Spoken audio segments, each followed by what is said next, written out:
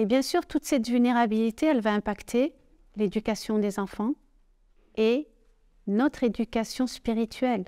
Parce que notre rapport à Allah subhanahu wa ta'ala, il ne sera pas aussi fort qu'il doit être.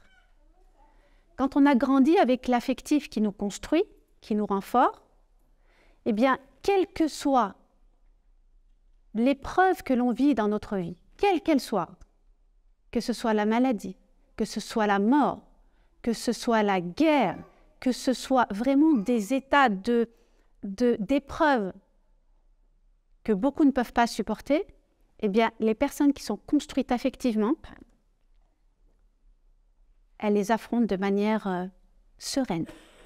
Sereine. C'est ce qui construit l'affectif. Et dans nos cultures, c'est ce qui a disparu. L'affectif a disparu. On ne donne plus d'amour sincère, réel. Parce que c'est hashouma. Ça ne se fait pas. Assalamu alaikum wa rahmatullahi ta'ala wa barakatuh à vous toutes. Barakallahu fikoum pour votre présence. J'espère que vous allez toutes bien.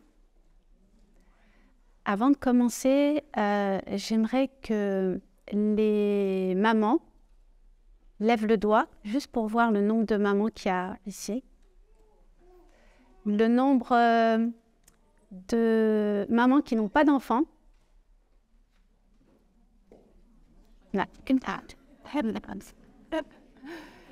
Et le nombre de femmes qui ne sont pas mariées encore. Là, il y en a quand même, c'est bien. C'est bien. Alors, j'aimerais que vous compreniez une chose, parce que cette intervention, elle va sûrement secouer certains d'entre vous, peut-être toutes. Mon intention n'est pas du tout de blesser ou de culpabiliser ou de faire mal. Mon intention, c'est que vous puissiez prendre conscience de l'importance du rôle de parent en tant que croyant et de la responsabilité de la mission que nous avons en tant que parents. Alors, ça fait 30 ans que je fais de l'associatif et donc j'en ai vu passer.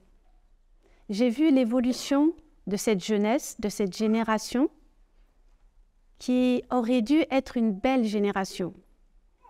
Mais finalement, une génération, on va dire, sacrifiée a succédé à la génération qui était déjà abîmée. Et malheureusement, on est en train de retourner encore dans la reproduction d'une autre génération sacrifiée. Et l'objectif, c'est que maintenant, on puisse prendre conscience qu'il y a un problème et ça ne va pas. Et donc, je ne veux pas que vous soyez heurtés par ce que je vais vous dire. Je veux juste que vous utilisiez ce que je vais vous dire pour que ça vous donne l'envie de changer vos comportements avec vos enfants. Allah subhanahu wa ta'ala, il nous dit dans la sourate 66, « Ô vous qui avez cru, préservez vos personnes et vos familles d'un feu dont le combustible sera les gens et les pierres.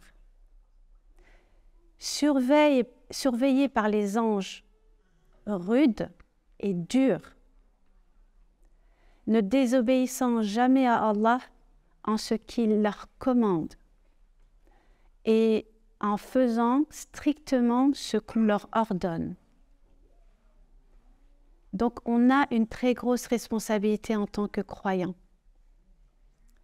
Et il est important en tant que croyant de remettre Allah subhanahu wa ta'ala au centre de notre quotidien, de notre vie. Sans cela, on va se tromper de chemin. Et c'est pour ça qu'on se trompe. Et c'est pour ça qu'on va dans les excès. On ne doit pas oublier le but de notre existence, le but de notre création. وَمَا خَلَقْتُ الْجِنَّ وَالْإِنسَ إِلَّا لِيَعْبُدُونِ. Je n'ai créé les djinns et les hommes que pour m'adorer. Donc l'objectif de notre création, c'est d'adorer Allah subhanahu wa ta'ala comme lui nous le demande. Et il y a des règles à respecter. Et je crois qu'on n'est pas du tout dans cette obéissance. Et pourtant, Allah subhanahu wa ta'ala, il a dit, vous êtes la meilleure communauté suscitée aux hommes parce que vous ordonnez le bien et vous condamnez le mal. Est-ce que vous pensez que nous sommes la meilleure des communautés? Voilà. Nous sommes loin d'être la meilleure des communautés parce que nous sommes éloignés d'Allah subhanahu wa ta'ala. On s'est contenté des prières, du jeûne, de faire des sadaqas pour avoir bonne conscience, et c'est tout. Et on a oublié l'essentiel. L'essentiel, c'est d'adorer sincèrement et purement Allah subhanahu wa ta'ala. Avant de pouvoir aller vers ce chemin de changement, on a une responsabilité individuelle. Et la responsabilité individuelle, لا يغير الله ما بقوم حتى يغيروا ما بأنفسهم. Allah ne change pas l'état d'un peuple, d'une communauté, d'un groupe, sans que ceux qui la composent ne changent individuellement. Donc ça veut dire que chacun d'entre vous doit changer individuellement, intérieurement. Qu'est-ce qu'il doit changer? Il doit changer et nourrir sa relation à Allah subhanahu wa ta'ala. Et le fondement de tout changement de comportement, c'est sa relation à Allah subhanahu wa ta'ala. Si la relation à Allah subhanahu wa ta'ala, elle est bancale, alors tout le reste ne va pas suivre.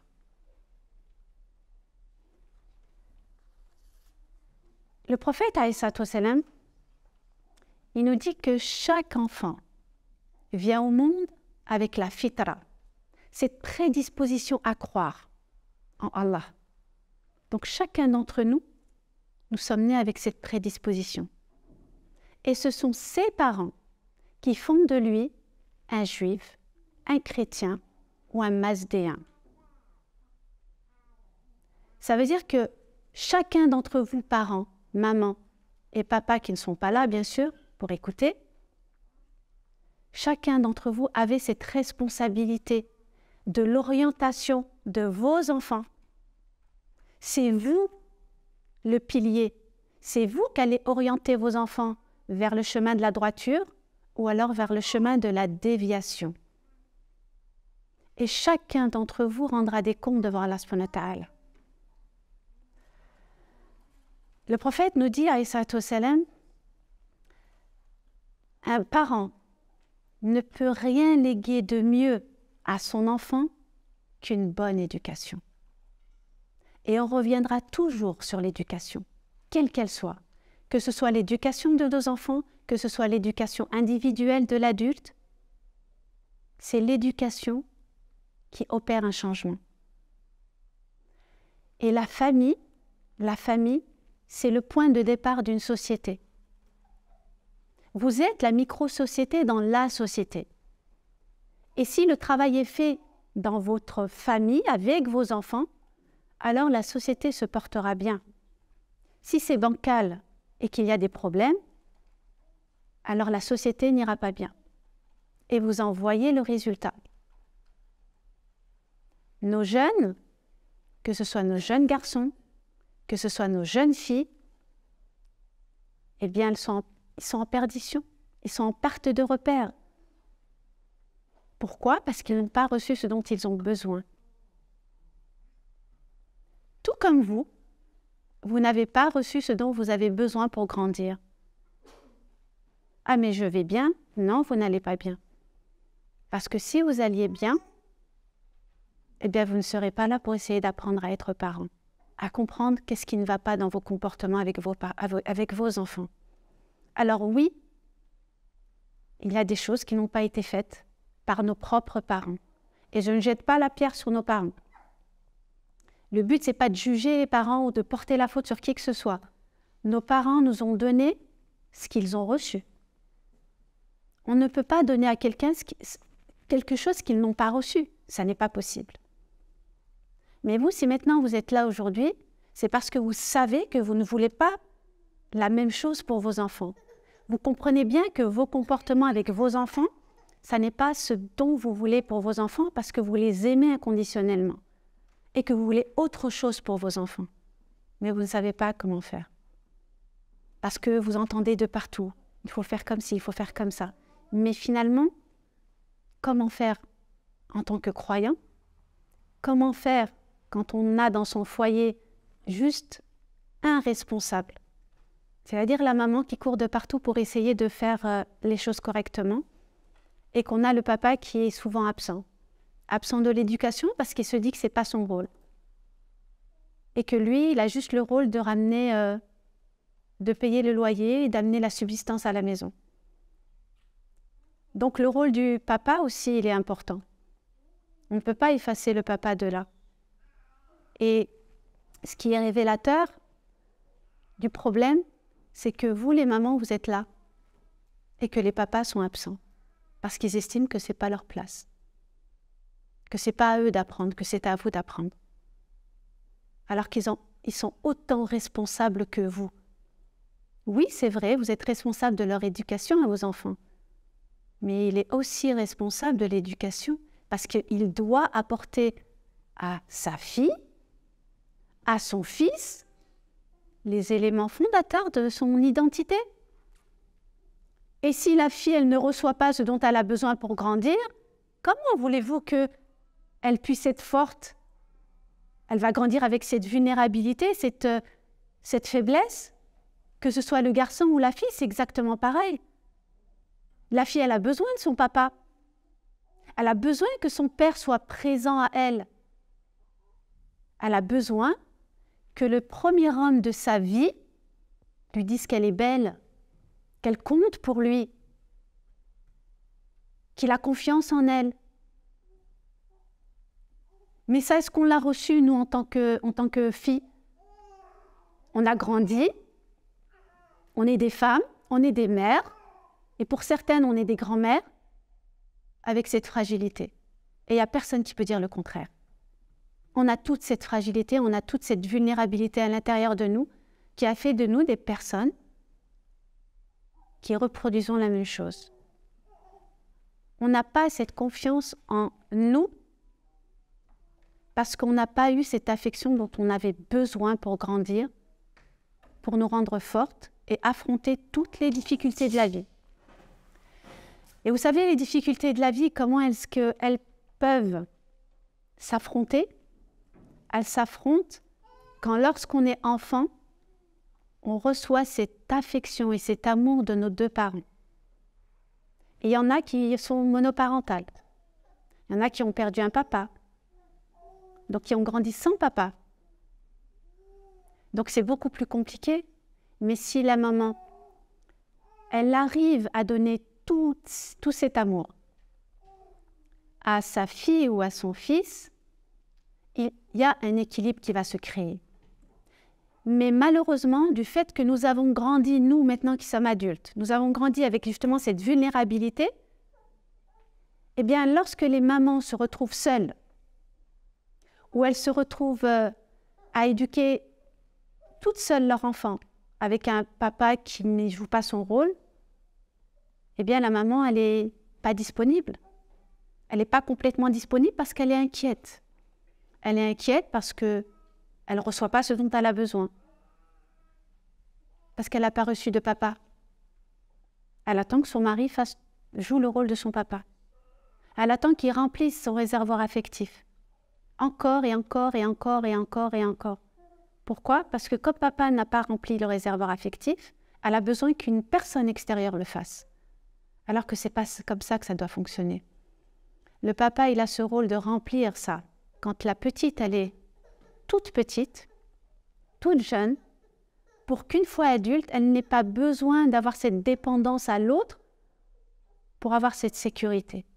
Mais c'est une sécurité qu'elle ne pourra pas garder parce qu'elle aura toujours besoin de remplir son réservoir et encore et encore et encore. Et bien sûr, toute cette vulnérabilité, elle va impacter l'éducation des enfants et notre éducation spirituelle.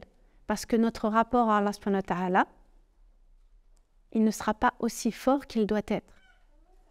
Quand on a grandi avec l'affectif qui nous construit, qui nous rend forts, eh bien, quel que soit l'épreuve que l'on vit dans notre vie, quelle qu'elle soit, que ce soit la maladie, que ce soit la mort, que ce soit la guerre, que ce soit vraiment des états d'épreuve que beaucoup ne peuvent pas supporter, eh bien, les personnes qui sont construites affectivement, elles les affrontent de manière sereine. Sereine. C'est ce qui construit l'affectif. Et dans nos cultures, c'est ce qui a disparu. L'affectif a disparu. On ne donne plus d'amour sincère, réel. Parce que c'est chouma, ça ne se fait pas. Dire à son enfant qu'on l'aime, dire à son garçon qu'on l'aime, eh bien, c'est à quelque part montrer de la faiblesse. C'est pas de la faiblesse.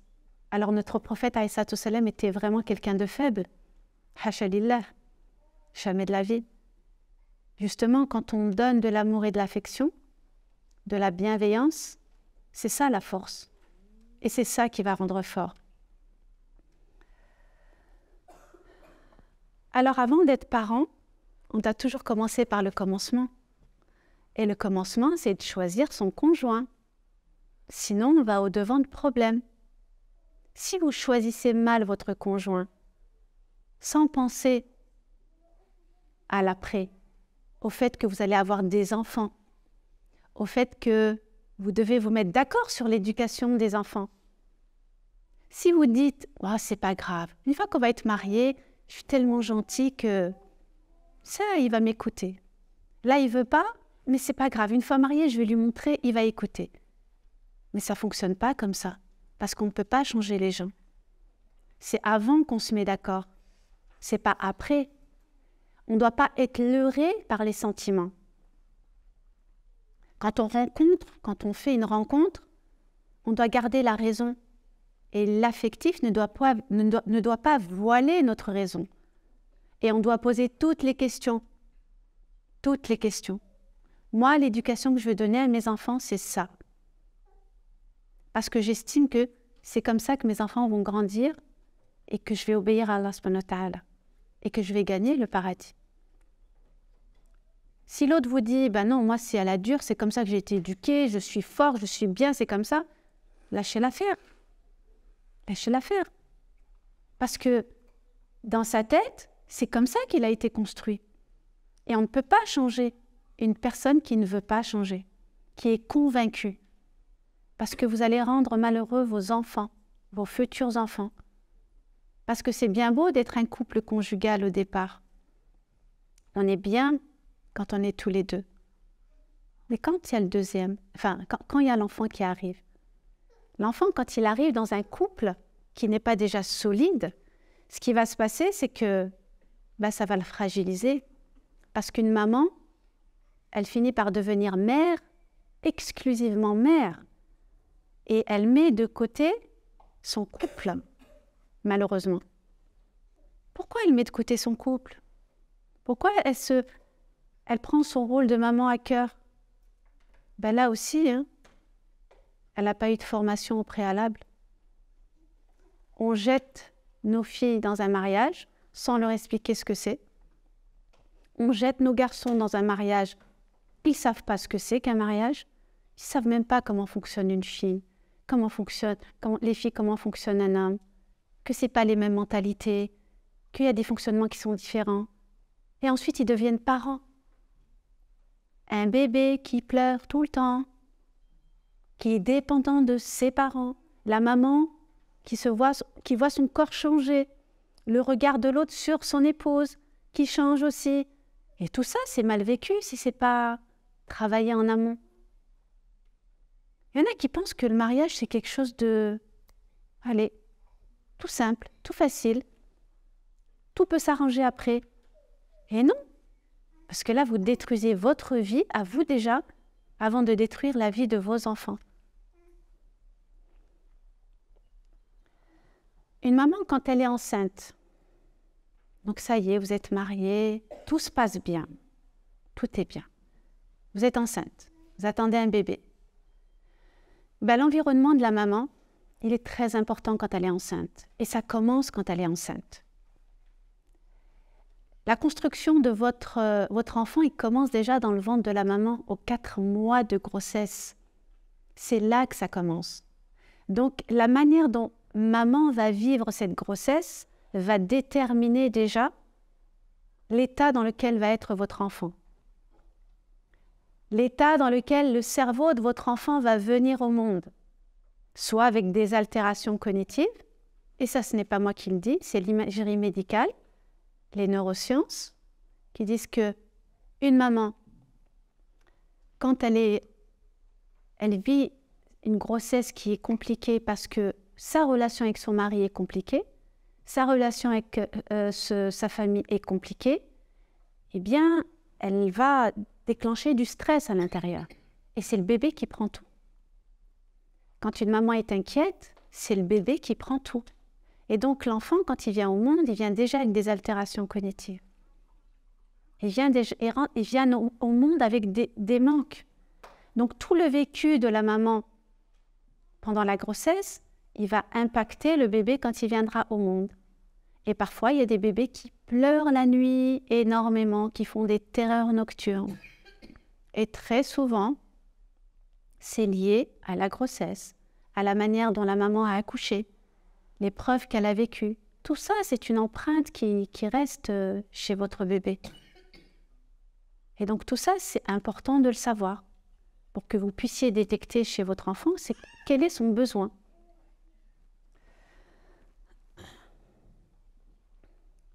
Et n'oubliez pas que, en tant que parent, vous avez le pouvoir de détruire ou de construire votre enfant. C'est vous qui avez ce pouvoir. Donc c'est vous qui êtes dans cette protection. Alors, où est vraiment le gros problème?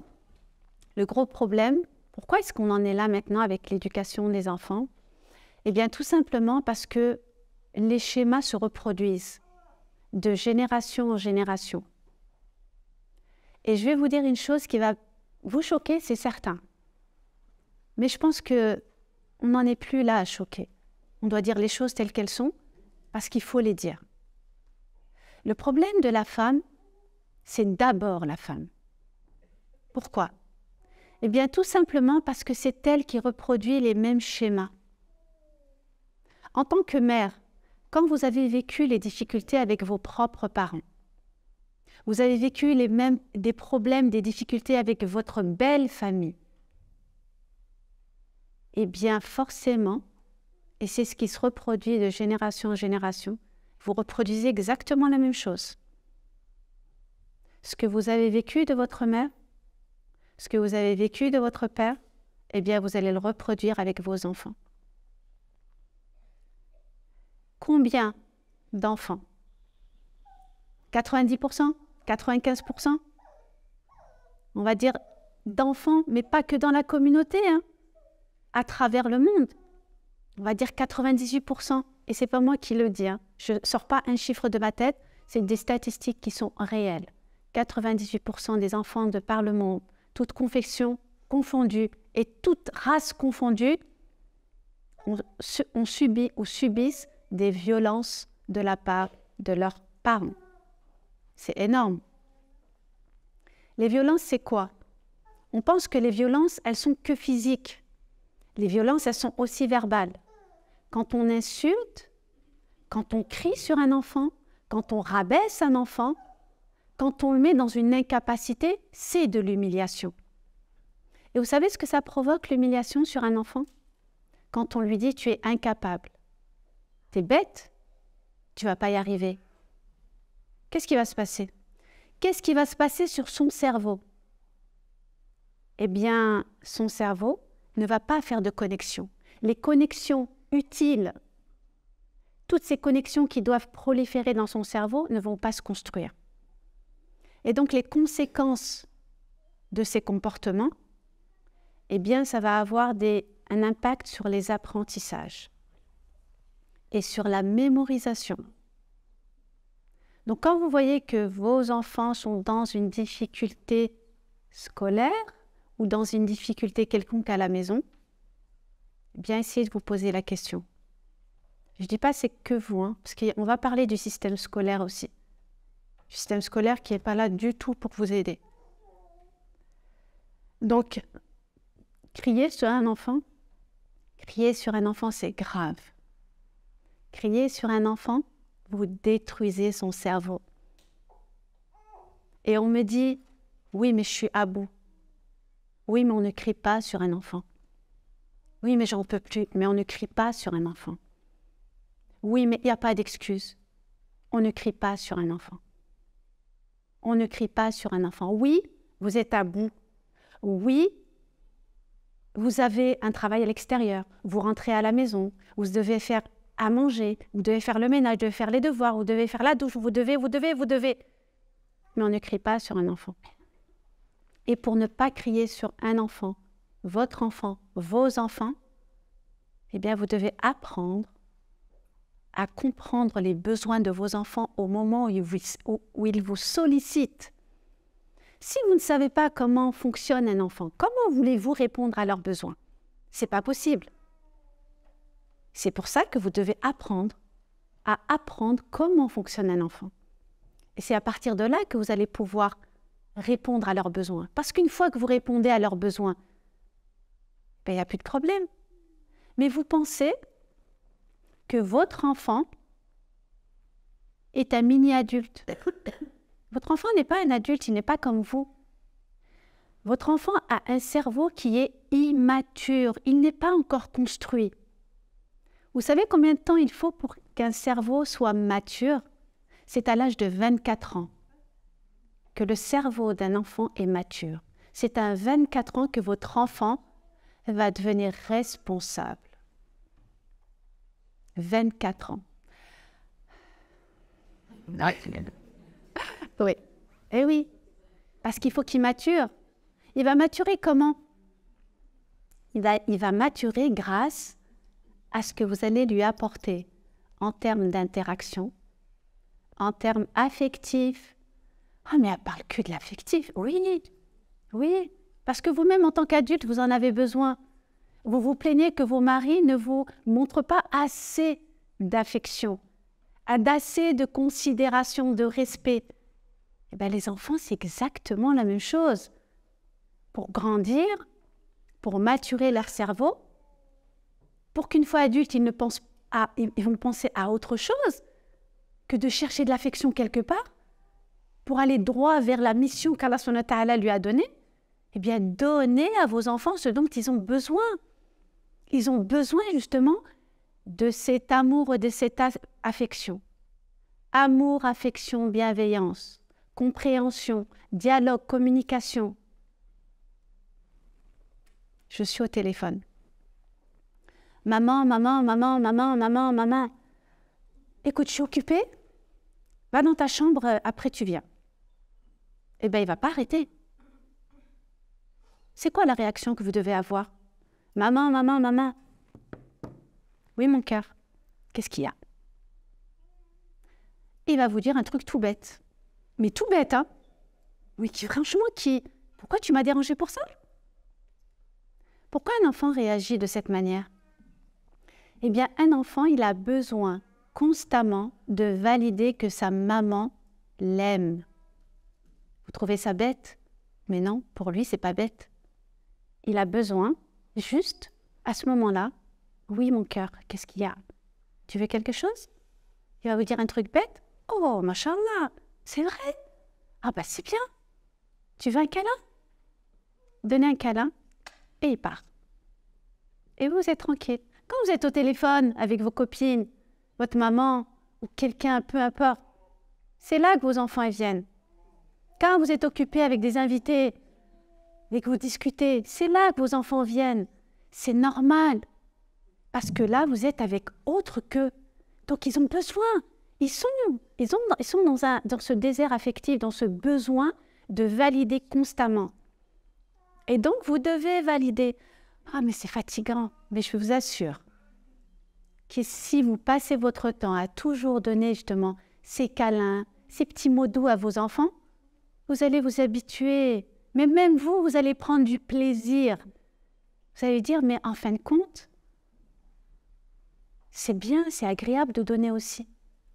Vous donnez, votre enfant reçoit, il devient apaisé. Un bébé, quand il pleure beaucoup, il est nourrisson, il est tout petit. Il pleure. Vous essayez de le prendre, de le calmer. Vous êtes stressé. Eh bien, si vous êtes stressé, vous ne le calmerez pas. Il a besoin d'avoir une maman calme. Et ça, je ne l'ai jamais vu. Je l'ai vu une fois. Une fois. Et là, je dis subhanallah. Je l'ai vu une fois avec la maman de notre cher Dariftan, la maman de son fils. Il pleurait, mais il était vraiment, il pleurait. Sa maman, elle n'était pas en stress, elle était hania. Elle lui a enlevé sa grenouillère, elle lui parlait doucement, calmement. « Eh Wilty, qu'est-ce qu'il y a? Tu pleures? Non, maman, elle est là, calme-toi. » Et je peux vous assurer, les pleurs, ils commençaient à diminuer jusqu'à ce que le petit, plus rien. Il faisait que regarder autour de lui. Les enfants ont besoin que vous soyez disponible, mais que vous n'y soyez pas en stress. Plus vous stressez, plus vous communiquez ce stress à votre enfant. Donc, vous voyez, quand on m'appelle pour des accompagnements, on me dit, mon enfant, il est ceci, mon enfant, il est cela. Qu'est-ce que je dois faire? Qu'est-ce qu'il doit faire pour... Non, ce n'est pas lui le problème. Lui, ce n'est pas un problème. Vos enfants ne sont ni méchants, ni perturbateurs, ni rien du tout. C'est nos comportements vis-à-vis d'eux, notre regard vis-à-vis d'eux qui n'est pas le même. Et c'est notre comportement qui doit changer. Quand vos comportements changent, alors vous allez voir le résultat. Mais vous attendez à un résultat tout de suite. Tu me donnes les clés, tu me dis ce que je dois faire, A, B, C, et demain il a changé. Non, ça ne fonctionne pas comme ça. Parce qu'il faut d'abord vous changer vos comportements, vous. Parce que quand on a des comportements qui sont habituels, quand on s'énerve au quart de tour, quand on a tendance à dire « tu m'énerves »,« ah, va-t'en ». Et encore, je suis gentille, hein. Je suis gentille dans mes paroles. Parce qu'il y a pire. Qu'est-ce qui se passe? C'est ça, hein? C'est d'abord nous qui devions changer. لا يغير الله ما بقوم حتى يغيروا ما بأنفسهم. C'est nous d'abord. C'est pas les autres, c'est nous. Quand on change nous, individuellement, chacun, eh bien c'est là qu'on arrive à changer en masse. Le prophète alayhi salatu wassalam, il me dit, chacun, vous êtes responsable et vous serez tous interrogés sur votre responsabilité. Le gouverneur est responsable de son peuple. L'homme est responsable de son foyer et la femme est responsable de l'éducation de ses enfants et est responsable aussi de garder le foyer de son mari. Alors vous allez dire, bah oui, le mari il est responsable de... Voilà, donc l'éducation, c'est pas lui. Ça, c'est pas ce que ça veut dire. C'est pas ce que ça veut dire. Le mari, il a sa part. C'est-à-dire que c'est pas... Vous êtes H24 en action. Et en plus, il y en a beaucoup qui travaillent. Donc c'est doublement H24. Et le mari, il travaille plus que vous? Non. Il va travailler ses 8 heures. Et ensuite, qu'est-ce qui va se passer? Il rentre et il doit décompresser parce que vous n'avez pas besoin de décompresser. Oui, mais comment je fais? Ben, c'est au début qu'il faut le faire. Au début, il faut que vous impliquiez les papas dans l'éducation de vos enfants. Vous devez les impliquer dès que bébé est là. Oui, mais ce n'est pas à lui de s'occuper. Et j'ai entendu ça. Mais ce n'est pas à lui, il ne sait pas comment prendre le bébé. Ne vous inquiétez pas, vous le mettez dans les bras, il va savoir. Vous avez peur? Pourquoi vous avez peur? Personne ne le sait dès le départ. Quelque chose de fragile, tout le monde sait le porter. Si vous ne le mettez pas en connexion, en lien avec son bébé, Comment voulez-vous qu'il crée du lien avec son enfant? Il doit avoir ce bébé dans les bras. Il doit pouvoir échanger avec. Et pas juste le regarder parce qu'un enfant, ça parle pas, ça comprend rien. Mais un bébé, ça parle. Ça parle pas, mais ça gazouille. Et il entend, et il écoute.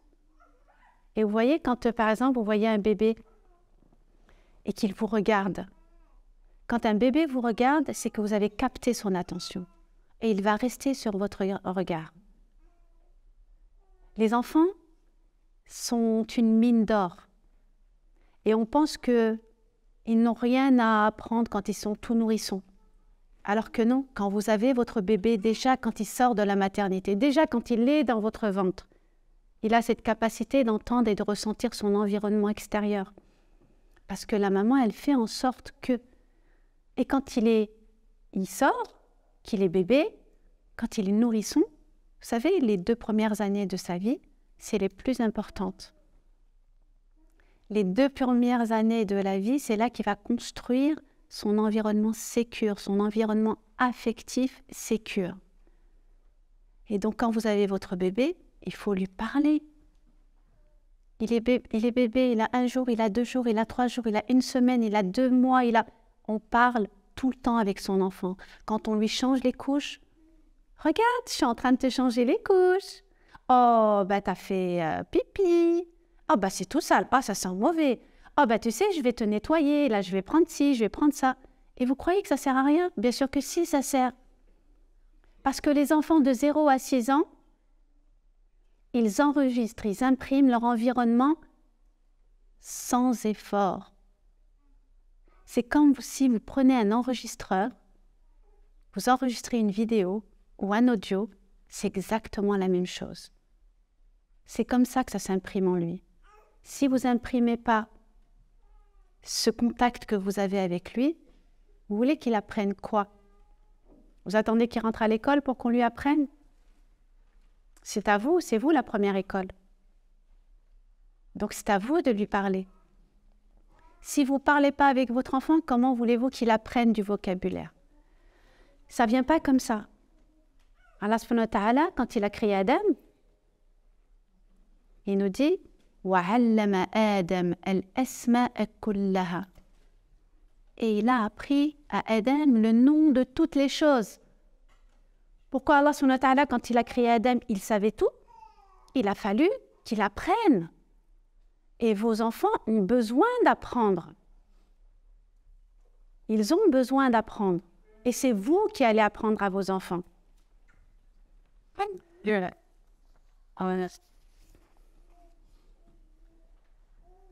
est la relation que vous devez avoir avec vos enfants? C'est une relation de miséricorde. C'est une relation de bienveillance. Le prophète, alayhi salatu wassalam, était quoi? Était le prophète de la miséricorde. Et Allah subhanahu wa ta'ala, dans la sourate 21, il nous dit « Et nous ne t'avons envoyé que comme miséricorde pour les mondes. »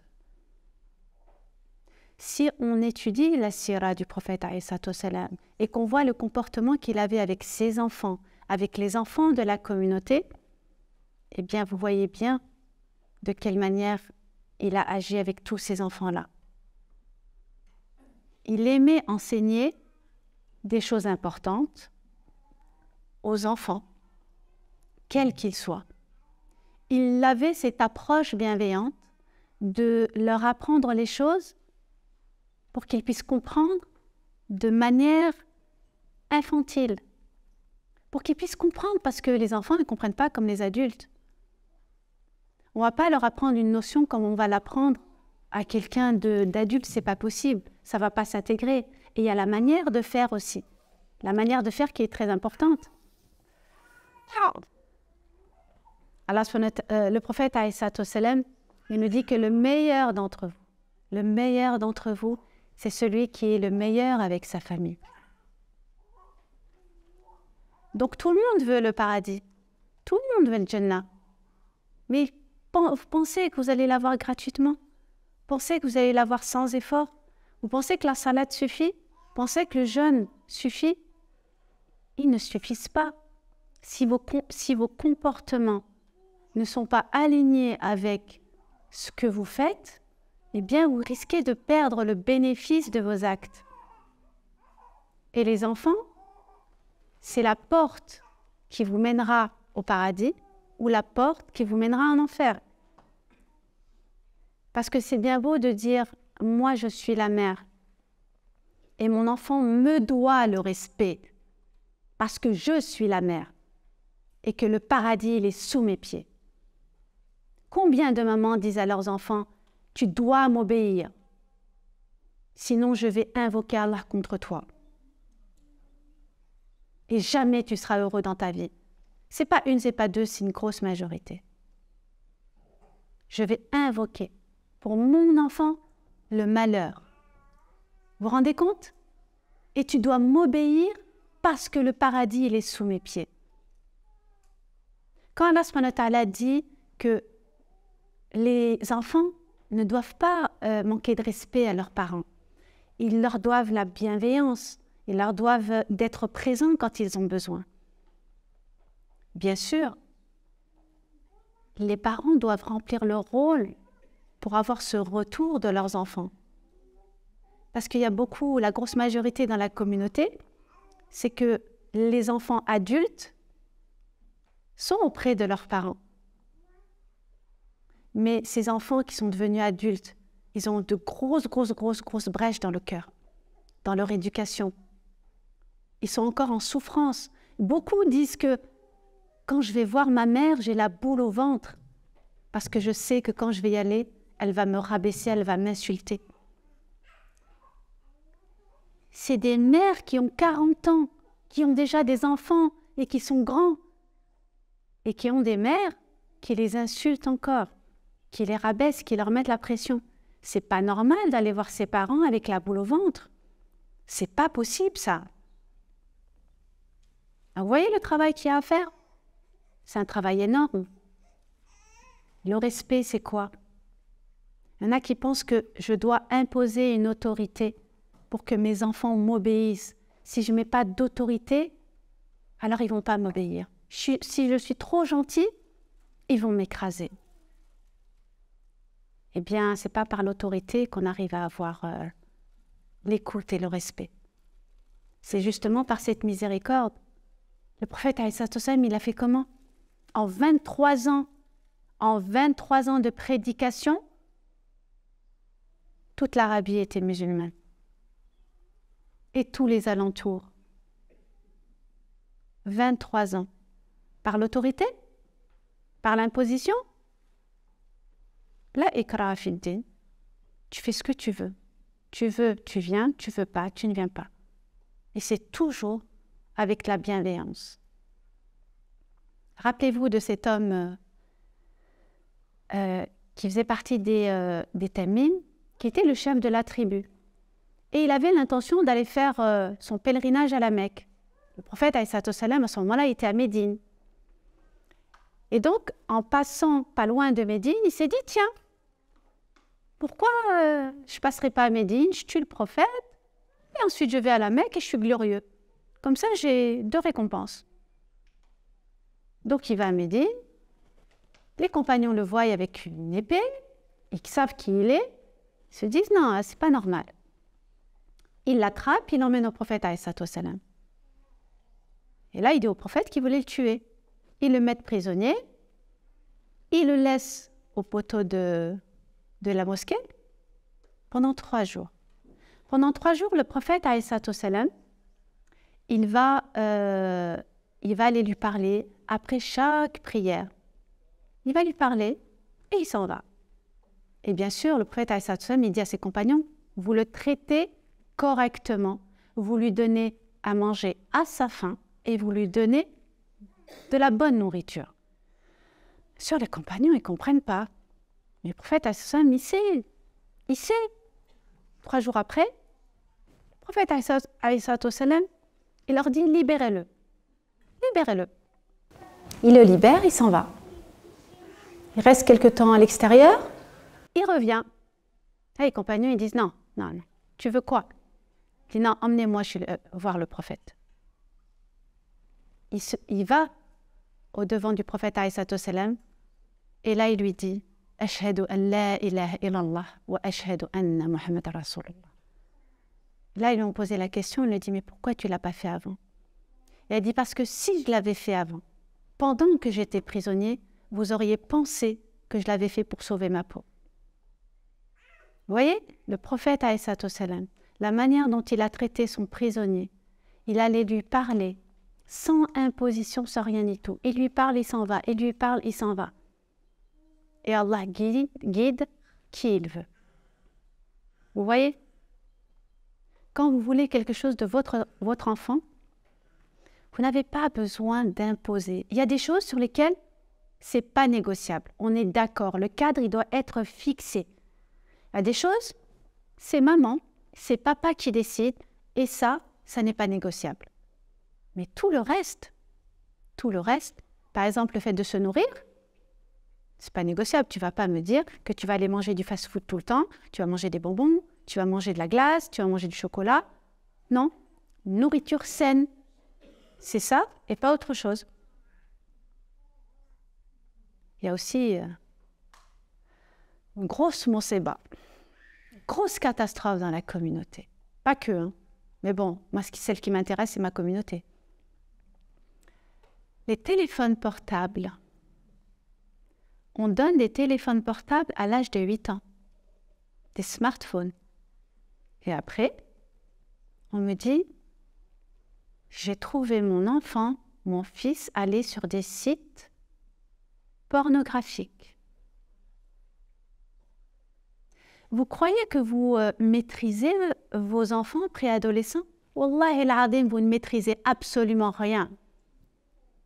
Vos enfants, préadolescents et adolescents, s'ils veulent faire quelque chose, ils le feront derrière votre dos. Et vous ne le saurez jamais. Jusqu'à ce qu'il y ait une fdeha. Là, s'il y a une fdeha, c'est que vraiment, ça a été trop loin. Allah, il a dit là, stop.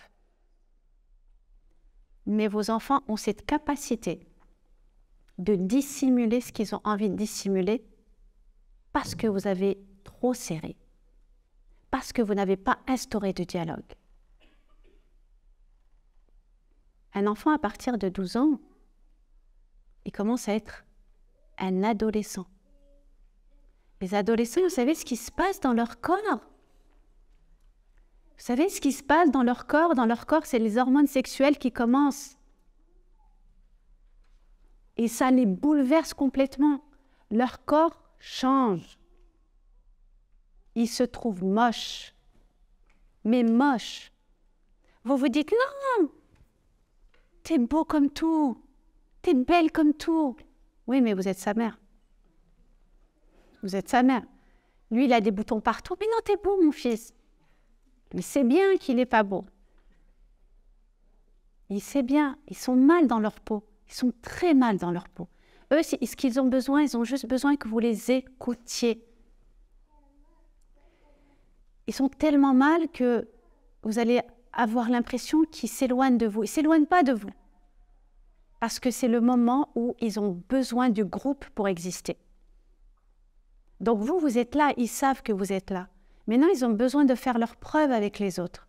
Ils ont besoin d'être acceptés par le groupe. Et c'est à ce moment-là qu'il peut y avoir des dangers. Comme ils ont besoin d'être acceptés par le groupe, s'ils tombent sur un mauvais groupe, alors oui, ils risquent de vraiment avoir de très mauvaises fréquentations. Et donc, ça va se répercuter avec ses comportements à la maison. La manière dont il va s'adresser avec vous, que ce soit la fille ou le garçon. Donc, vous voyez, tant qu'on ne sait pas comment fonctionne un enfant, eh bien, on ne saura pas, on ne comprendra pas pourquoi il est comme ça, pourquoi il s'énerve, pourquoi il casse, pourquoi il me répond comme ça. Tu ne comprends rien, non? Ça va. Vrai ou pas? Voilà. Ça va. De toute façon, tu ne comprends rien du tout. Tu ne sais pas ce que je vis. Eux, c'est le drame, c'est la fin de leur vie. Ils ont juste besoin de dire « oui, je sais ». Ils ont juste besoin que vous dites « oui, je sais ». C'est très dur pour toi. Très dur pour toi ce que tu es en train de vivre. Parlez avec vos enfants de sexualité. Parlez à vos enfants de cette attirance entre les filles et les garçons.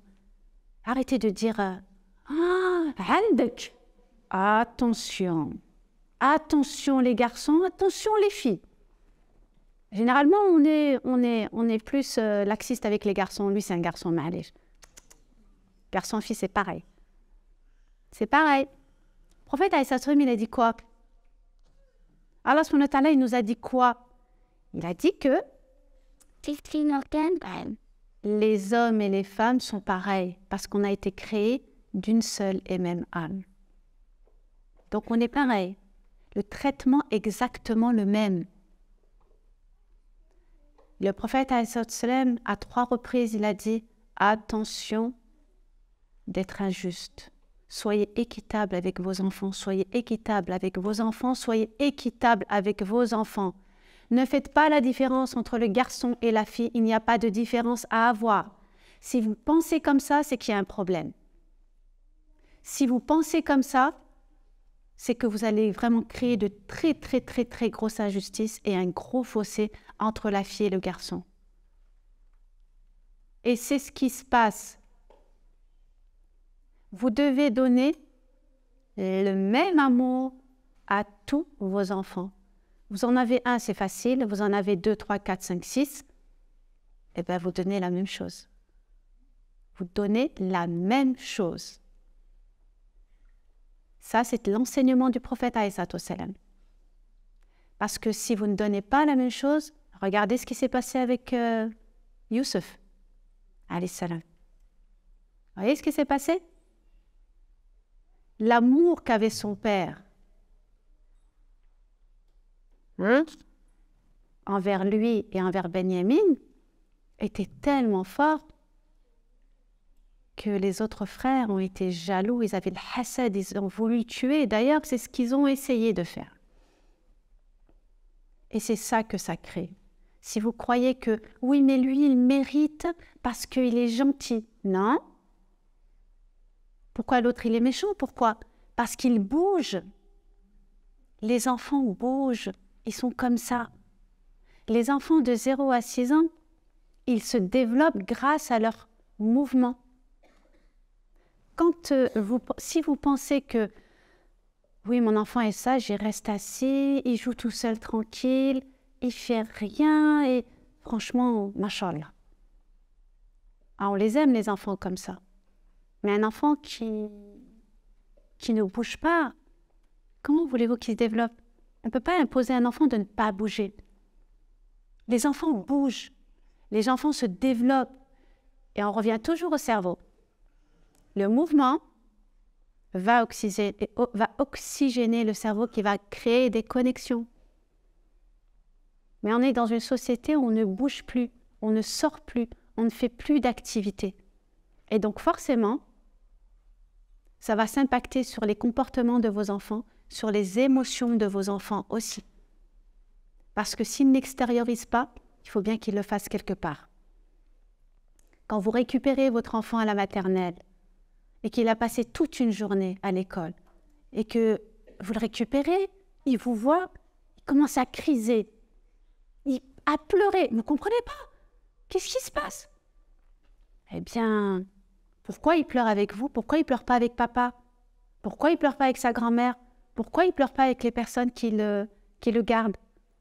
Eh bien, c'est très simple, parce que vous êtes sa figure d'attachement. Vous êtes sa figure sécuritaire. Il est en paix avec vous. Il sait qu'avec vous, il peut se lâcher. Alors qu'à l'école, il se contient.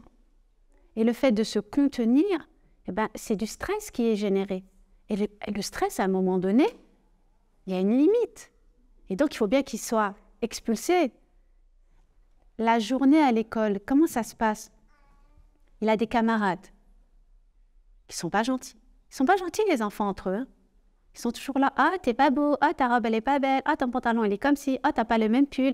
Ah, ben, ma mère, elle a beaucoup d'argent. Mon papa, il a beaucoup d'argent. Eh ben, tu sais, on m'a acheté ça. Eh ben, j'ai eu ça. Eh ben, je suis partie là-bas. Eh ben, tu sais ce qu'elle m'a dit, ma mère? Eh ben, ma mère, elle a dit.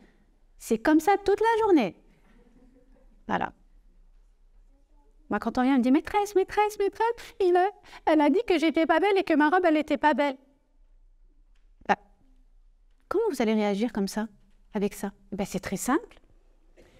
Vous devez apprendre à vos enfants qu'ils ne doivent pas attendre l'approbation des autres pour se sentir bien avec ce qu'ils ont. Donc quand ils viennent, ils disent « Maîtresse, maîtresse, il a dit que mon dessin n'était pas beau. » Comment vous allez réagir? Ben, c'est très simple. C'est pas vous lui dites « Ah non, franchement, ton dessin, il est magnifique, c'est le plus beau, il est... » Non, c'est « Il te plaît ton dessin? Est-ce qu'il te plaît à toi? » Oui, il est beau, il me plaît. C'est quoi qui est important? Est-ce que ça te plaise à toi ou que ça lui plaise à lui? Tu l'as fait pour qui, ce dessin? Le dessin que va faire l'autre, il se peut qu'il ne te plaise pas, que tu ne le trouves pas beau, mais ça, c'est toi qui penses qu'il n'est pas beau parce que ce n'est pas toi qui l'as fait. Lui, il le trouve beau. Votre enfant doit être satisfait du travail qu'il a fait et il ne doit pas attendre l'approbation des adultes ou l'approbation de maman. Hein. C'est pareil. Hein. Tu ne veux pas faire un dessin pour maman, tu ne veux pas ranger ta chambre pour faire plaisir à maman, tu ne veux pas aller me chercher ça pour faire plaisir à maman. C'est maman, elle t'aime. Hein. Si tu vas là-bas, ben, je te ferai un gros bisou. Comme si l'amour, c'était une récompense. Ce n'est pas une récompense, c'est un moteur. Il faut que votre enfant soit satisfait du travail qu'il a accompli. Parce que si vous l'habituez à toujours attendre que quelqu'un d'autre que lui soit d'accord avec ce qu'il a fait, eh bien, quand il sera ado, quand il sera adulte, quand il sera papa, quand il sera pas sûr de ce qu'il va faire. Il sera toujours dans... Peut-être que c'est le regard des gens. On est beaucoup dedans, hein, le regard des gens. Le regard. Ça, c'est le sport favori de notre culture. Qu'est-ce que vont dire les gens? Quand j'emmène mon enfant au centre commercial et qui crie, qui pleure, qui se jette par terre, ou quand je l'emmène chez une copine, je suis invitée, et qui va courir, qui va toucher, alors que je lui ai dit, tu ne bouges pas, tu restes là, attention. Sinon, bah oui, mais un enfant, on ne peut pas l'enfermer, c'est pas possible. Ben là, c'est le regard, qu'est-ce que vont penser les gens de moi? De moi. Là, vous ne pensez plus au bien-être de votre enfant. C'est moi, ils vont dire que je suis une mauvaise mère. Mais tous les enfants sont comme ça. À un moment donné, vous devez vous détacher du regard des autres. Et le regard unique que vous devez avoir, c'est le regard d'Allah sur vous. Donc, vous voyez cette fragilité dans laquelle on a grandi par rapport au regard des gens? Eh bien, on a oublié que le regard le plus important, c'était le regard d'Allah subhanahu wa ta'ala. Vous voyez comment ça influe sur notre foi, sur la croyance la plus importante? Et quand on est sous le regard des gens, eh bien, ça nous entrave et ça nous bloque dans les comportements qu'on doit avoir, dans les choses qu'on a envie de faire. Quand vous êtes sûr de quelque chose, faites-le. De toute façon, quoi que vous fassiez, ils ne seront jamais contents, les gens.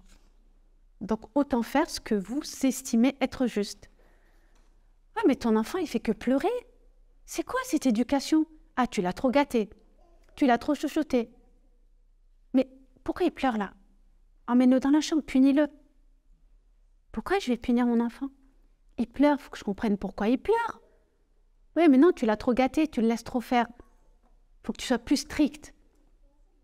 On m'a dit un jour, mon enfant d'1 an et demi ne m'écoute pas. Je lui dis d'arrêter, il ne m'écoute pas. Un enfant d'1 an et demi, vous pensez réellement que si vous lui dites « arrête de toucher cette chose-là », il va le faire? Mais il n'est pas dans cette capacité. Il n'est pas dans cette capacité. Vous devez l'accompagner. Et si vous ne voulez pas qu'il touche, bah faites en sorte que votre maison, il n'y ait pas des choses qui vont l'attirer, pour casser, pour salir. Mais Hanaya, on veut que la maison soit nickel. Vous pensez que vous êtes des célibataires ou des jeunes mariés, hein? Vous avez toutes vos décos toutes belles, toute cette belle, ce bel environnement bien décoré, tendance. Et donc le salon fermé. Hein? Le salon il est fermé. Hein? Parce qu'on ne sait jamais s'il y a des invités qui viennent à l'improviste. فلازم كل شيء مقدين bien comme il faut, salon bien, حطوا هذا تاتا. Sinon, chimara. C'est pas des femmes. Ah oui. Cool chikoun. Voilà, nickel. Parce que quand on vient chez vous, c'est pas pour vous rendre visite. On fait l'inspection. Hein? Voilà. Là, c'est du vécu. De toute façon, vous savez, je suis pas marocaine. Mais on va dire la plus grande partie de ma vie, je l'ai passée avec des Marocains. Donc, je connais vraiment comment vous fonctionnez. Et qu'est-ce que c'est dur. Bon, là, vous avez un poids énorme sur vos épaules. Le poids de la tradition, wallah, il emprisonne et vous pourrit la vie. Franchement. Le salon, c'est la pièce à vivre de vos enfants aussi. Vos enfants doivent circuler chez eux comme ils veulent. Votre maison, c'est pas la maison des gens. C'est votre foyer à vous d'abord, quand vous rentrez chez vous. Quand votre mari rentre à la maison, c'est pour être bien, c'est pour être tranquille, c'est pour oublier tout ce qui se passe à l'extérieur. Vous, quand vous rentrez chez vous, c'est plus un stress qu'autre chose, parce que vous voulez que tout soit nickel. Et vous voulez tellement que tout soit nickel que vous embrigadez vos enfants dans ce même système. Donc, pourquoi tu n'as pas rangé? Pourquoi tu as renversé? Je t'ai donné à manger. Pourquoi le gâteau, il y a des miettes là? Pourquoi il y a des miettes? Je t'ai dit de manger proprement. 3 ans, mskin. 4 ans, mskin. 6 ans, mskin. Même 8 ans, 10 ans. S'il vous plaît, on est chez nous, je suis chez moi, je mange, j'ai sali. Malish, apprends-moi, maman, à nettoyer. Apprends-moi. Pourquoi vous apprenez pas à vos enfants? Oui, mais ce n'est pas leur rôle. C'est moi la mère. C'est moi qui dois ranger, c'est moi qui dois nettoyer, c'est moi qui dois m'occuper d'eux. Eux, ils doivent s'amuser. Non, je suis désolée. Vous êtes les éducatrices, donc vous devez apprendre à vos enfants à faire tout seuls. Vous apprenez à vos enfants à nettoyer, vous apprenez à vos enfants à se servir tout seuls, à débarrasser la table, à ranger. Et ça, c'est à 2 ans et demi, vous commencez. Hein? Oui, mais il faut en mettre partout. On s'en fiche. Vous lui apprenez à nettoyer. Oui, mais il ne va pas nettoyer bien. C'est pas grave. Il a 2 ans et demi, il apprend. Après, quand il aura 14-15 ans, que vous allez être sur le canapé, malade, mais malade, HS, et que vos enfants, ils vont passer, vont aller dans la chambre tranquille. Salam, maman. Et vous allez dire, chauffe, chauffe, chauffe, chauffe l'ingratitude. Je vous ai élevé, je vous ai tout fait, Quand vous étiez malade, je vous apportais à manger, je faisais attention, je veillais la nuit pour vous, et maintenant c'est ça la récompense?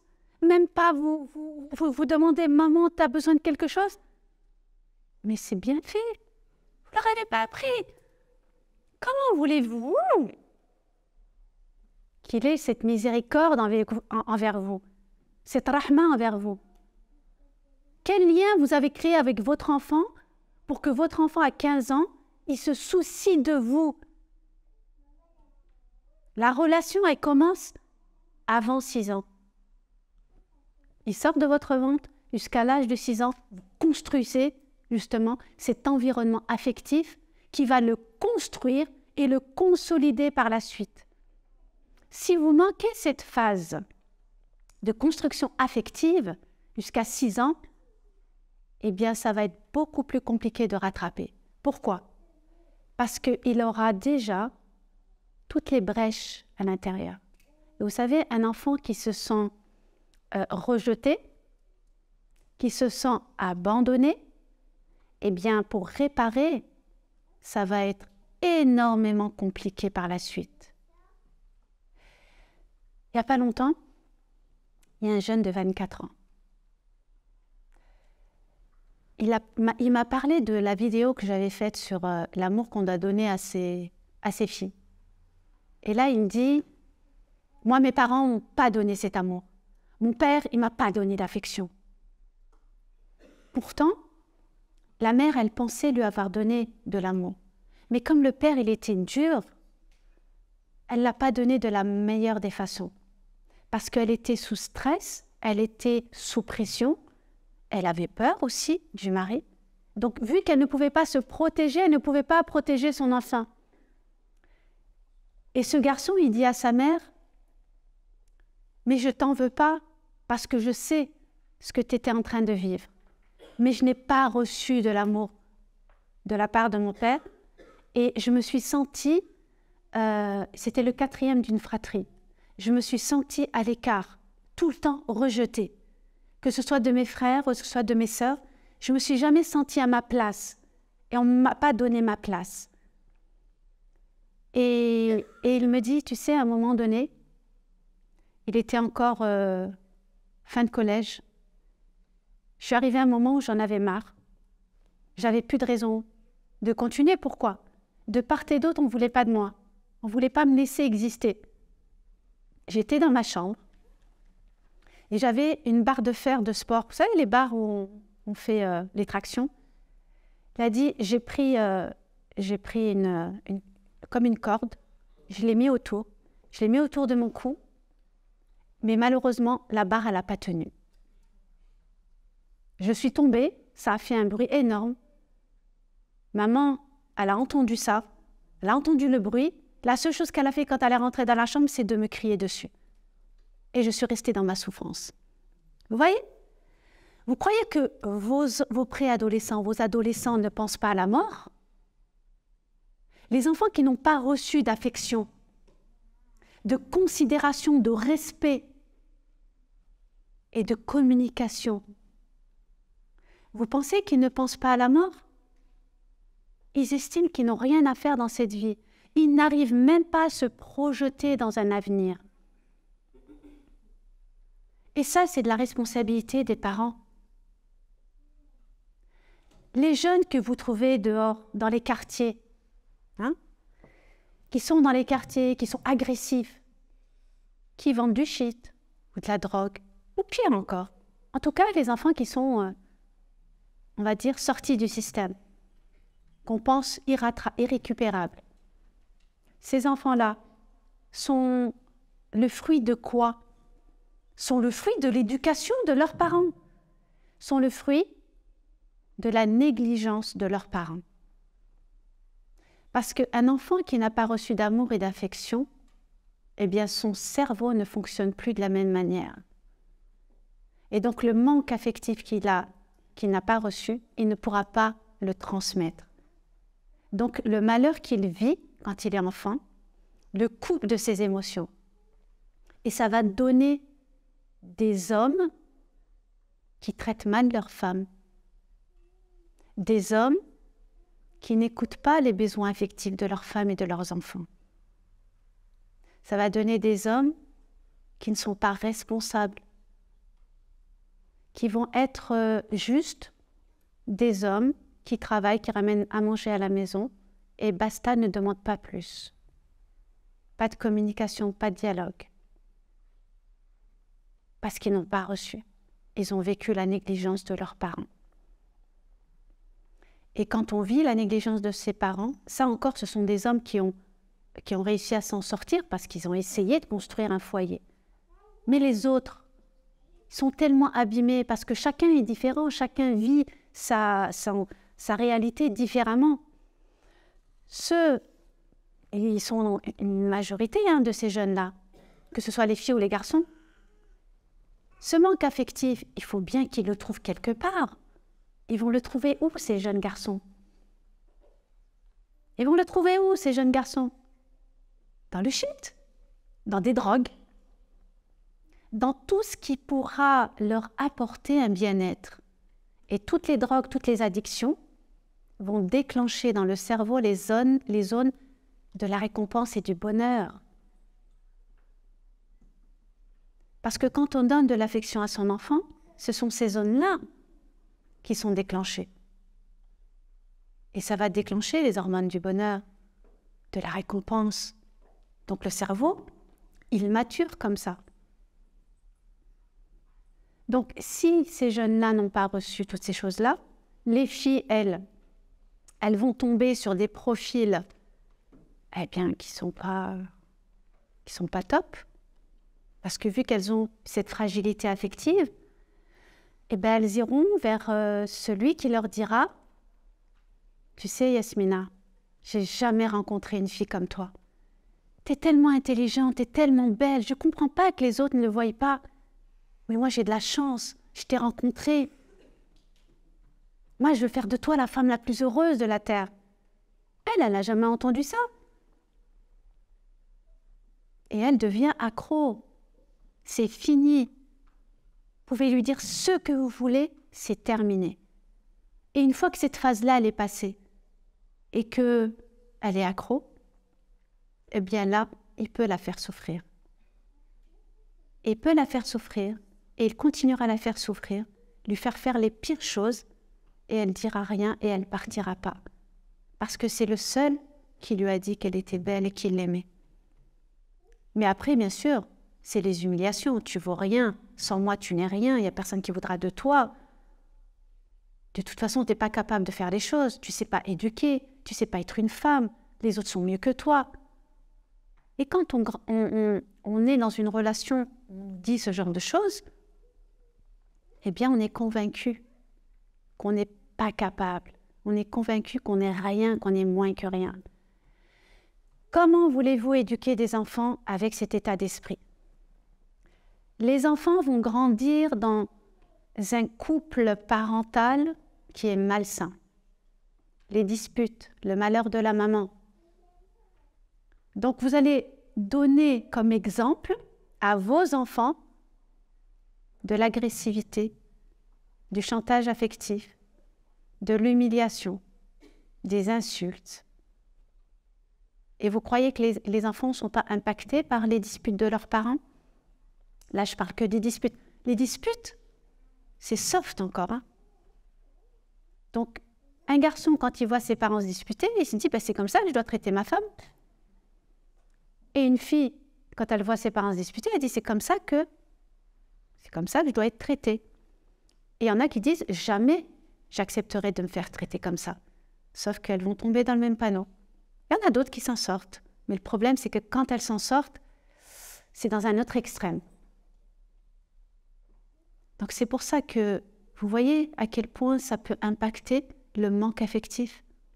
Ça peut aller très loin. Quand on rentre dans les addictions, eh bien, il est très difficile d'en sortir. Il y a des jeunes qui disent « Oui, je vais arrêter. On se marie, je vais arrêter. Je te promets. » C'est nesmleh. C'est des amours, ces jeunes. Ils veulent, ils espèrent qu'ils vont pouvoir s'en sortir. Mais l'addiction, elle est trop forte. Pourquoi? Parce que le manque affectif, il est trop fort. Même si l'épouse, elle donne, ce dont ils n'ont pas reçu de leurs parents, ben c'est très compliqué de pouvoir le combler. Ça se répare. Mais il faut qu'ils veuillent que ça se répare. Vous voyez tout le travail qu'il y a à faire? Vous voyez la communauté dans quel état elle est? Tout le gros travail à faire derrière. Donc la responsabilité, ce sont les parents. Parfois, il y a des... Pas parfois, beaucoup de parents disent « J'ai envie d'offrir à mon enfant ce que je n'ai pas eu. Je veux lui donner ce qu'il n'a pas eu. Ce que je n'ai pas eu, moi. » Mais vous n'avez rien demandé à votre enfant. Il n'a pas envie de vivre vos rêves à vous. Respectez votre enfant dans les choix qu'il a envie de faire. Accompagnez-le dans les choix qu'il a envie de faire. S'il a envie de faire telle ou telle activité ou tel métier, pourquoi vous voulez le dissuader? Accompagnez-le. Tu as envie de faire ça? Allez, on va voir toutes les branches qui vont mener à ça. On va voir comment on peut faire pour améliorer toutes les capacités pour que tu puisses atteindre ton objectif. Vous croyez que comme ça, il ne va pas pouvoir avoir la motivation d'y arriver? Parce que quand vous mettez la pression à vos enfants avec l'école, on va y arriver l'école, hein? On va y arriver. Quand vous mettez la pression à vos enfants, ben, vous brisez toutes les projections d'avenir qui sont en train de se faire. Donc là, ils rentrent dans un processus d'obéissance à leurs parents sur ce que vous voulez qu'ils deviennent. Même dans le choix du mari et de l'épouse. C'est terrible, ça. Donc, à un moment donné, il faut se dire, bon, je me pose, je réfléchis. Vous les aimez, vos enfants? Vous les aimez d'un amour inconditionnel? Pourquoi vous pensez que quand vous dites, vous imposez quelque chose à votre enfant, sans prendre en compte ce qu'il a envie, est-ce que vous pensez réellement que vous êtes dans le juste? Sans lui avoir parlé au préalable? Sans avoir communiqué au préalable? Vous vous rendez compte qu'il y a des parents qui ne respectent pas l'intimité de leur adolescent, qui rentrent dans leur chambre comme ça, qui viennent fouiller, farfouiller. Pourquoi? Respectez l'intimité de vos enfants. Oui, mais j'ai peur que vous fouillez, que vous ne fouillez pas, s'il a envie, il le fera. Donc maintenant, il faut prendre le problème dans l'autre sens. Je communique avec mon enfant, je parle avec lui. J'essaye d'instaurer un espace où il peut tout me dire, sans jugement. Parce que s'il croit qu'il va y avoir des représailles, vous ne saurez absolument rien. Oui, mais si mon garçon il vient, il me dit je suis amoureuse d'une fille au collège, je lui dis quoi? Eh bien, je m'installe avec lui, je lui parle. C'est normal que tu sois attiré par une fille. Et les filles, c'est normal qu'elles soient attirées par les garçons. Mais tu sais, nous, comme on est des musulmans, il y a des règles à respecter. Je vais te donner des pistes pour essayer de résister. C'est à vous de donner des moyens, des clés. Et pas à dire « Non, c'est interdit, c'est haram, attention, je t'interdis de... » Vous interdisez absolument rien. Parce que plus vous interdisez, plus il fera le contraire. Plus vous insisterez pour qu'il ne fasse rien ou qu'elle ne fasse rien, plus elle fera derrière votre dos. Donc pourquoi ça? Donc vous allez vous épuiser pour rien. Donc cet espace de dialogue, il est très important. Et ça, c'est très jeune que vous devez le faire. Dès qu'ils sont tout petits, maternels. Si vous faites au moins une fois par semaine, par exemple, vous vous réunissez, vous prenez à part vos enfants de temps en temps comme ça, parce que je sais que vous êtes très occupés, donc je prends en compte le fait que vous travaillez, vous y êtes occupés, vous avez plein de choses à faire à côté, mais au moins, si vous mettez en place cette routine où chacun peut parler, peut exprimer ce qu'il ressent, ce qu'il a vécu à l'école, ce qu'il a vécu avec telle ou telle chose, et que vous acceptez ce qu'il ressent, alors oui, vous êtes en train d'instaurer un espace où il peut tout vous dire.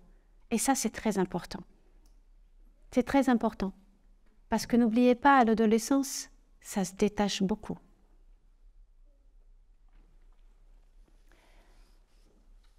Maintenant, on va parler d'un sujet aussi, les étiquettes. Quand vous donnez des étiquettes à vos enfants, vous les jugez en disant, bon, imaginez dans la fratrie, il y a plusieurs enfants. Et vous cataloguez chacun de vos enfants. Lui, il est rapide. Lui, il est lent.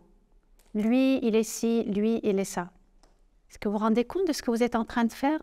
Vous êtes en train de formater votre enfant pour qu'il pense que c'est un hyperactif, que c'est un nerveux, que c'est quelqu'un de super intelligent, qu'il est génial, que de toute façon sa mère, elle l'aime plus que l'autre. Vous voyez, vous mettez des étiquettes et vous créez des distances avec vos enfants que vous allez payer plus tard. Vous allez payer très cher plus tard. Non seulement quand vos enfants deviendront plus grands, mais vous allez le payer là-haut, devant Allah subhanahu wa ta'ala. Imaginez quand vous allez rencontrer Allah subhanahu wa ta'ala. Le système scolaire, il ne répond pas aux besoins de vos enfants. Donc pourquoi vous attendez à ce que le système fasse le travail à votre place? C'est à vous de commencer. C'est à vous de répondre aux besoins de vos enfants. Quand vos enfants ils rentrent à l'école entre 3 ans et 6 ans, c'est là que tout va se faire. Le langage, la motricité, La préparation à l'écriture, c'est à ce moment-là que ça se fait. Et si votre enfant n'est pas bien préparé à l'écriture, alors quand il sera au CP, il aura des problèmes de motricité fine. Et le problème de la motricité fine, c'est que si ça n'a pas été travaillé avant, c'est pas possible de rattraper après. Et donc, ce qui va se passer, c'est que vous allez aller de spécialiste en spécialiste et finalement, vous allez dépenser de l'argent pour rien. Pour rien. Donc, faites le travail à la maison d'abord. Vous devez absolument muscler le poignet de vos enfants. Parce que l'écriture, c'est la pince, le poignet et le bras. Et donc, si tout ça n'est pas travaillé, alors il va y avoir des problèmes plus tard.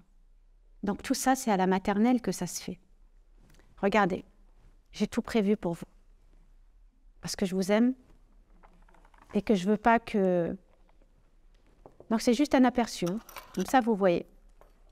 Quand on veut muscler les doigts et le poignet, voyez, prenez des petits pichets. Ils sont à la taille de vos enfants. Ils sont légers, ils sont sympas, ils aiment bien, c'est petit, un petit plateau. Et regardez, vous lui montrez comment faire. Vous ne lui donnez pas comme ça. Vous mettez soit du riz, soit du sable, soit de l'eau, ou vous en mettez plusieurs plateaux à disposition pour qu'il le fasse quand il a envie. Parce que ce n'est pas je fais cette activité une fois par semaine, une fois dans le mois. C'est tous les jours. Regardez, mes 3 doigts.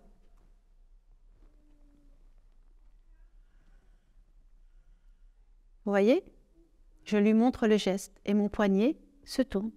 Et à force de faire ce geste-là, eh bien, votre enfant va muscler son poignet, sa pince et son bras. Ça, c'est tous les jours qu'il doit le faire. Il y a de l'eau, il y a du sable, il y a du riz. Je vais m'en mettre partout. C'est quoi le plus important? C'est de courir chez les spécialistes après ou c'est de faire ce qu'il faut maintenant? C'est maintenant qu'il faut faire. Ensuite, vous avez aussi le fait d'ouvrir et de fermer des boîtes. Alors, ce qui est bien, c'est ce système d'ouverture. Vous montrez à votre enfant. Voilà, vous voyez? Ça, c'est le poignet et les doigts qui marchent. Donc, vous musclez. Ils musclent. Ils aiment ça. Hein. Après, ils vont en faire partout. Ils vont mettre le petit dans le grand. On s'en fiche. Le principal, c'est qu'ils fassent ce mouvement. Et vous prenez des beaux pots. Ça va les attirer encore plus. Mais tout ça, vous les placez à disposition sur un plateau à la maison. Vous allez à Ikea, vous prenez les étagères Billy et c'est aussi simple que ça. Et votre enfant, vous lui montrez comment faire et après, il y va tout seul. Ensuite, il y a aussi cette activité. Prenez une petite carte, prenez des petites pinces. Regardez, vous voyez? Voilà. Ça muscle les doigts. Ça leur donne de la force. Et vous faites ça. Et lui va aimer le faire et le faire. Il y a aussi le boulon. Les boulons, les maris en ont plein. Hein. Ils en ont plein. Regardez, le fait de faire ça, d'avoir le boulon. Vous lui montrez avec les 3 doigts. Et lui, il va muscler. Mais non seulement il muscle, mais il va apprendre à se concentrer dans l'activité. Et le but de la maternelle, ça doit être d'apprendre la concentration aux enfants. Parce que la concentration va permettre à vos enfants de développer des compétences. Et c'est ça l'objectif. Et toutes ces activités-là vont mener justement à la concentration et au développement de toutes ces compétences. C'est pareil pour ça. Prenez 2 bols, prenez une éponge, vous allez dans les trucs de bricolage, elles sont carrées, vous les coupez. Mettez de l'eau dans une et vous la plongez. Et le fait de remplir l'autre bol et d'appuyer, regardez, vous voyez ce mouvement-là? Ça demande de l'effort. Et donc ça muscle. Vous voyez, c'est aussi simple que ça. Vous n'avez pas besoin d'aller acheter des jouets qui coûtent alors que ça, c'est encore mieux que les jouets que vous allez acheter. Encore, il y a d'autres activités. Hein. Là, c'est juste un aperçu que je vous fais. C'est juste un aperçu.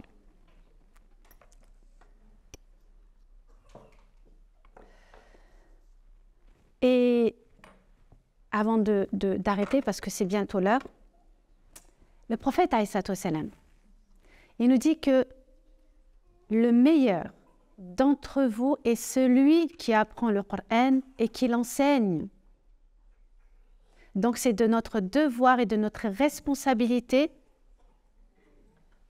d'enseigner à nos enfants ou de les emmener dans des endroits où ils apprennent le Coran. Parce que le Coran, ça doit habiter leur quotidien. L'éducation religieuse commence dès qu'ils sont tout petits. Tout petits. Vous voyez, quand ils sont bébés et que vous allez leur donner le sein, quand vous le mettez au sein, Bismillah. Quand ils rotent, Alhamdulillah. Vous voyez, toutes ces choses-là, vous les dites à haute voix. Parce qu'il entend et il s'habitue. Quand vous lui donnez quelque chose dans la main, vous lui tendez vers la main droite. Toutes ces choses-là doivent être des réflexes. Plus il grandit, plus vous continuez justement dans cette démarche avec les adhkar. Avant de dormir, il y a l'invocation avant de dormir. Quand on se réveille le matin, il y a une invocation pour se lever. Alhamdulillah alladhi ahyana ba'da ma amatana wa ilayhi nushur. Avant de manger, après manger, quand on rentre aux toilettes, quand on sort des toilettes, avant de sortir. Vous voyez, tout ça, vous pouvez le faire avec vos enfants, mais de manière ludique. Pas en leur disant « Viens, je vais t'apprendre, répète derrière moi ». C'est pas comme ça. C'est répéter, pas de manière automatique, mais de les dire, parce qu'à force de parler, à force de les dire, au moment où il faut les dire, ils les impriment, ils les enregistrent. On appelle ça l'apprentissage par l'exemple. Vous êtes des exemples pour vos enfants. Parfois, les parents vont apprendre le mensonge, la calomnie à leurs enfants. Le mensonge, comment ça le mensonge? La calomnie, comment ça la calomnie? Le mensonge. Il y a quelqu'un qui tape à la porte ou qui appelle au téléphone. Écoute, Samira, tu dis je suis pas là, je suis sortie ou là, je suis pas là. Donc, votre enfant va dire que vous n'êtes pas là, que vous n'avez pas pu. Donc, il sait que vous avez menti. Maman, elle a menti. Donc, moi, je peux faire la même chose. Je peux aussi détourner la vérité. La calomnie, c'est quoi? Eh bien, la calomnie, l'espionnage, toutes ces choses-là, vous les apprenez à vos enfants sans que vous en soyez consciente. Dans Surat al-Hujurat, il y a ce verset, dans le verset 12, là où Allah subhanahu wa ta'ala dit « Évitez les conjectures ». Parce qu'il y a des conjectures qui sont un péché. Ne vous espionnez pas les uns les autres. Ne vous calomniez pas les uns les autres. Est-ce que vous avez envie de manger la chair morte de votre frère? Vous en auriez horreur. Et Allah, il accueille le repentir et il est miséricordieux. Comment est-ce qu'on calomnie? Comment est-ce qu'on espionne? Quand vous allez dire à votre enfant, va voir ce qu'il fait ton frère. C'est comme ça qu'on apprend à nos enfants à espionner. Quand vous êtes en compagnie de vos amis ou de la famille et que vous parlez des gens, t'as vu ce qu'elle a fait l'autre? Et vos enfants vous entendent. Ils savent. Donc ils vont se permettre et ils vont reproduire la même chose. Mais vous vous rendez compte, vous allez être complice de leur comportement. Donc, être vigilant dans nos comportements au quotidien, dans la manière dont nous agissons avec nos enfants, devant nos enfants, parce qu'ils vont reproduire. Pour revenir au Coran, il y a une méthode que je conseille à tout le monde. C'est la meilleure méthode pour apprendre le Coran et la langue arabe. C'est la meilleure des méthodes parce qu'elle est spécialisée vraiment pour les non-arabophones. C'est la méthode Nouraniya. La méthode Nouraniya va permettre aux enfants, à partir de 5 ans, de pouvoir apprendre à lire le Coran avec plus de 98% des règles de tajwid de manière pratique. Et ça à travers 17 leçons. Et bien sûr, tout en respectant le rythme de l'enfant. Et ça, c'est fondamental. Le rythme de l'enfant, il doit être pris en considération. Le but, ce n'est pas la quantité, c'est la manière dont on va lui inculquer la notion. Le but, ce n'est pas qu'il arrive à 12 ans, 13 ans, 14 ans et que vous le traîniez à la mosquée pour apprendre. Le but, c'est qu'il ait envie, qu'il apprenne et qu'il voit qu'il arrive à lire le Coran. Et tout ça, ça demande des compétences. Et c'est à vous de vérifier ce genre de choses. Nouraniya, je le conseille à tout le monde, que ce soit des adultes ou des enfants. Et ce qui est bien, c'est que dans cette mosquée, ils le font. Et ils ont la certification. Et ils ont été formés à la source. Donc le Coran doit faire partie de la vie de vos enfants. Il y en a qui pensent que mettre son enfant dans une association ou dans une mosquée pour qu'il apprenne la religion, qu'il apprenne le Coran, qu'il apprenne l'arabe, ça suffit. Ça ne suffit pas. Parce que ce n'est qu'un outil, l'association et la mosquée. C'est juste un outil. Le plus gros, c'est vous. C'est vous qui devez faire une continuité à la maison. C'est vous qui devez continuer. Déjà, est-ce que vous apprenez l'arabe? Est-ce que vous apprenez le Coran? Est-ce que vous êtes dans cette démarche d'apprentissage? Donc, comment vous pouvez exiger de vos enfants quelque chose que vous ne faites pas? Pourquoi est-ce que moi, j'apprendrai le Coran alors que toi, tu ne fais rien? Donc, vous voyez à quel point c'est paradoxal. Donc, je vais m'arrêter là. Subhana rabbika rabbil izzati amma yasifun wa salam ala al-mursalin walhamdulillahi rabbil alamin.